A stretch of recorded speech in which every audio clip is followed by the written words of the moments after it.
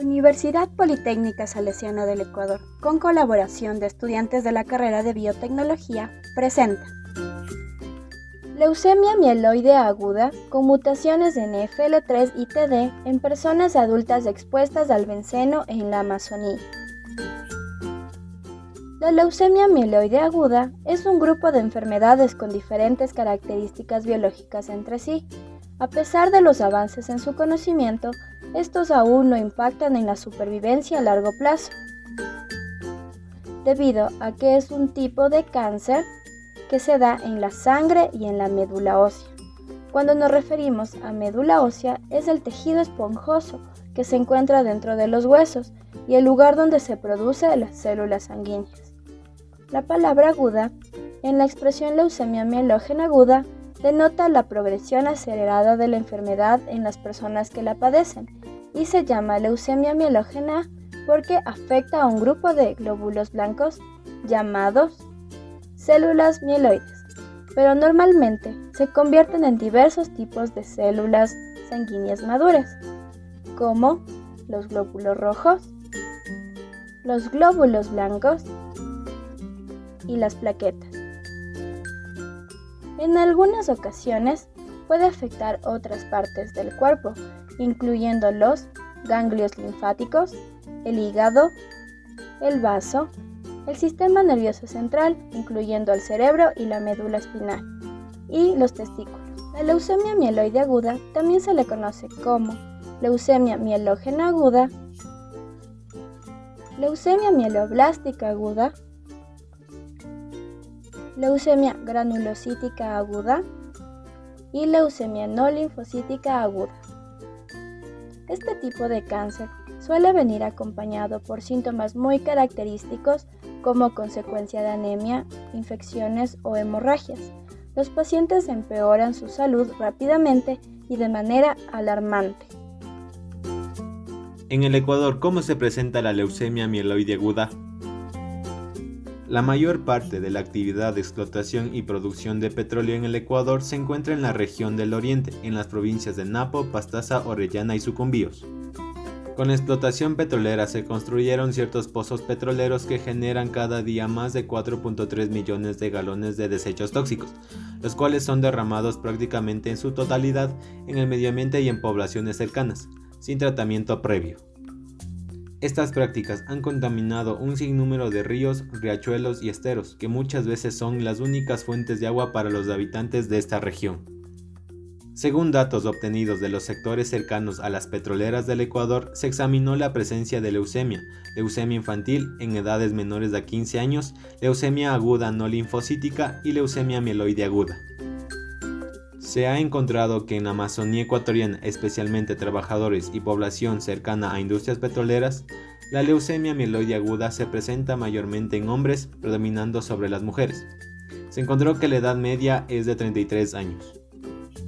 Debido a que su ámbito laboral presenta una fuerte exposición al benceno, que generalmente ocurre por inhalación directa, absorción por la piel e ingestión de comida y bebidas. Algunos estudios indican que la absorción en humanos en exposición vía respiratoria es aproximadamente el 50% de la cantidad inhalada. Tanto campesinos como indígenas que habitan en los lugares cercanos a las petroleras han informado como muchos esteros y ríos locales, antes ricos en peces, carecen hoy de vida acuática. Los reportes sobre muertes de ganado por beber de estas aguas son también habituales. Los residentes de esta zona se quejan con frecuencia que bañarse y beber de estas aguas causa fiebre, picazones, dolor estomacal y salpullidos en la piel. ¿Y cuáles son los síntomas de la leucemia mieloide aguda? Lo que debemos saber es que estos síntomas son inespecíficos y esto puede dificultar en ocasiones el diagnóstico. Entre ellos se encuentran cansancio frecuente, dificultad respiratoria al realizar actividad física, mayor propensión de infecciones, sudores nocturnos, fiebre y pérdida de peso. Si presentas algunos de estos síntomas, debes acudir de inmediato al hospital. A continuación, el médico realizará un historial clínico y se enfocará en sus síntomas y el tiempo que los lleva presentando. Durante el examen físico, el médico probablemente prestará atención a sus ojos, la boca, la piel y el hígado. El médico mandará a realizar pruebas diagnósticas, las cuales son empleadas para estudiar al paciente afectado con leucemia mieloide aguda y tienen dos propósitos: ayudar al médico a determinar el subtipo exacto de leucemia que tiene y permiten detectar en qué fase se encuentra la enfermedad. Pero, ¿y qué se debe hacer para tener un buen pronóstico? Pruebas de laboratorio. El médico puede solicitar una serie de pruebas con el objetivo de confirmar si existe leucemia mieloide aguda y, en caso positivo, determinar el subtipo exacto para elegir el tratamiento más adecuado. Las pruebas de laboratorio más comunes son análisis de sangre. Para estos análisis se obtienen varias muestras en diferentes tubos de ensayo, mediante una extracción de sangre que generalmente es en la vena del brazo. Análisis de la médula ósea. Las muestras de la médula ósea se obtienen mediante dos pruebas, las cuales son aspirado y biopsia de la médula ósea, que generalmente se toman la muestra del hueso de la parte posterior de la pelvis. ¿Cuál es el diagnóstico de la leucemia mieloide aguda? Para ello se realizan diferentes tipos de pruebas.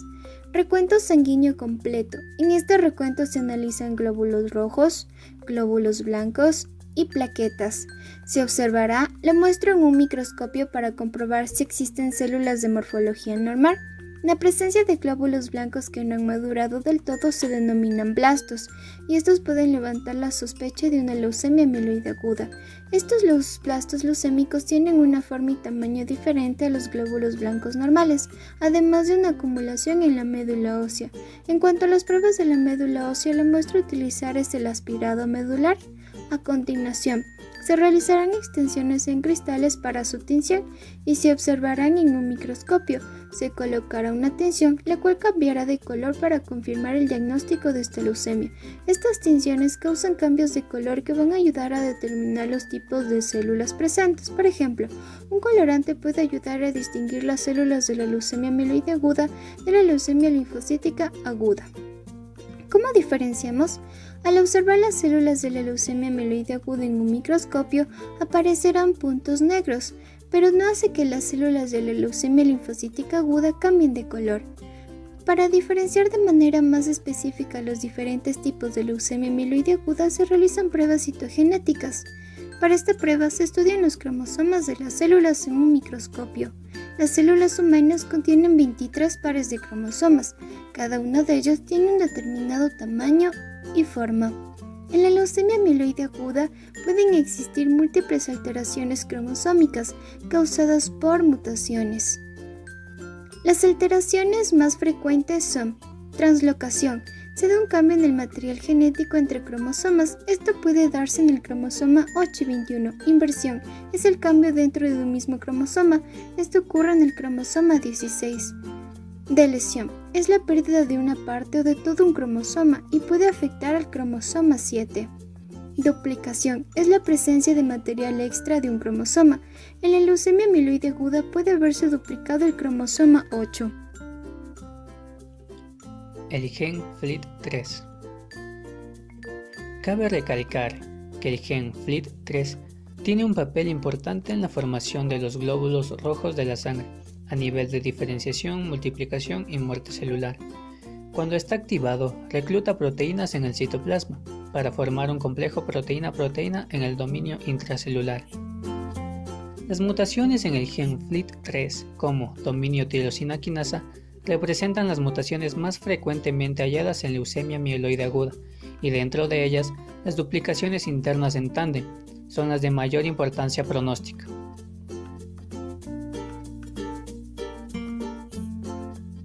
Para entender de una mejor forma cómo funciona el gen FLT3, debemos entender que un intrón forma parte de la transcripción de ARN, mientras tanto un exón es la porción de gen que codifica aminoácidos.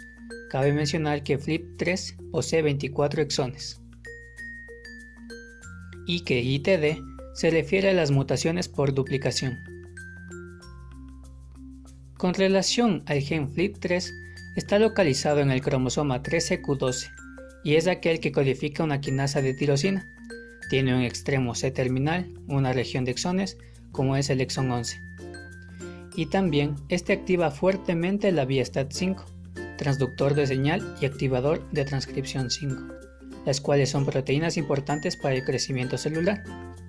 Esto puede explicar el rol de FLT3 y TD en el crecimiento excesivo de células leucémicas.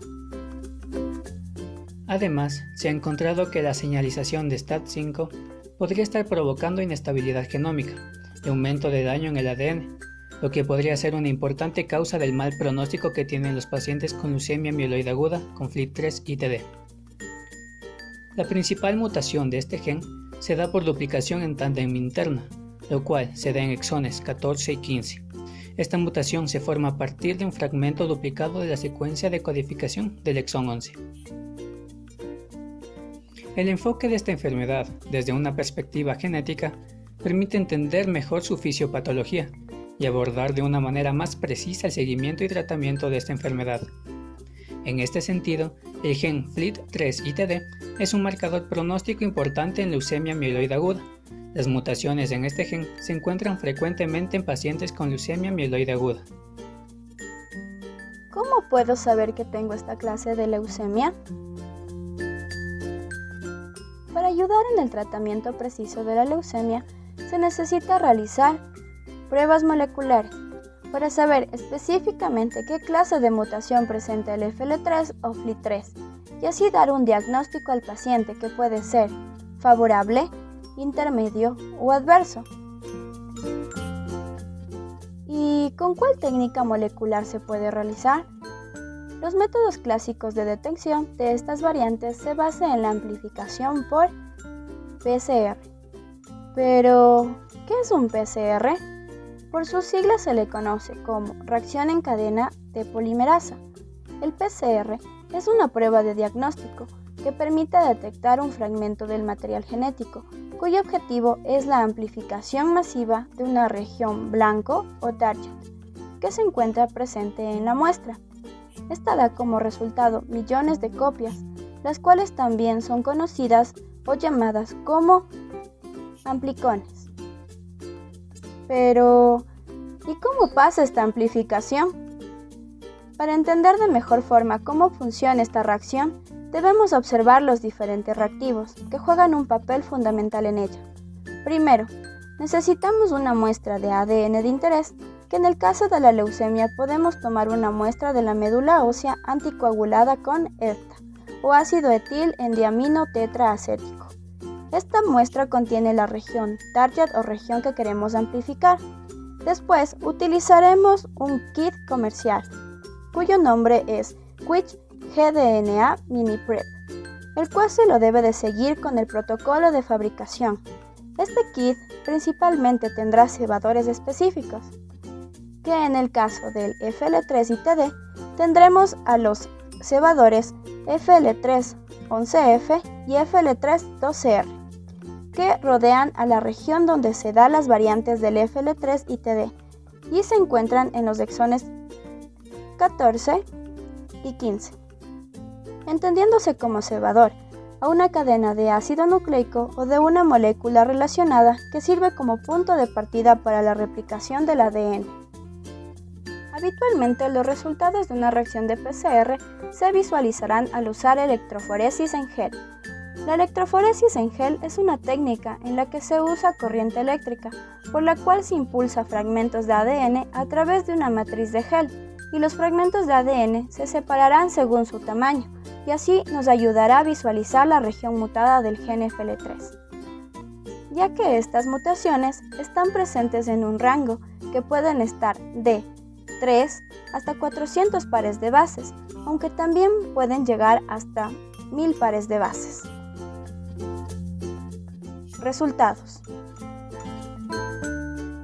Como resultados del producto del PCR, tenemos un fragmento de 329 pares de bases y corresponde al alelo normal, cuando se está en presencia de la mutación del FL3 y TD. En la parte superior de este, se observa otro producto de mayor tamaño, que se visualizará en el gel de agarosa mostrándonos la presencia de la mutación en FL3 y TD, que en este caso se presentará en el gel de agarosa, con una comparación de 3 casos que presentan FL3 y TD, comparados con una ADN de control positivo, portador del ITD de 24 pares de bases, y un ADN negativo, como control negativo. También se le puede interpretar como análisis de fragmentos con un perfil de electroforesis, la cual sus productos son picos obtenidos de amplificación. Aquí podemos ver dos casos, caso A y caso B. En ambos casos corresponde a la amplificación de los exones 14 y 15 del gen FL3, que se encuentran sombreados con color negro. Se observa un pico de 329 pares de bases, correspondientes al alelo salvaje o normal, y un pico de 386 pares de bases, indicativo de la presencia de la mutación en FL3 y TD de 57 pares de bases. Sobreentendiendo que en los resultados del gel de agarosa y los análisis de los fragmentos obtuvimos del gen salvaje o normal, con presencia de la mutación en el gen FL3 y TD. Por lo tanto, el paciente se encuentra en los grupos pronósticos intermedios, según la interpretación citogenética y perfil molecular. Este tipo de pronóstico nos indica que la expectativa respecto al estado de salud del paciente no es extremadamente positiva, pero esto no quiere decir que el paciente tenga la posibilidad de muerte en un futuro inmediato.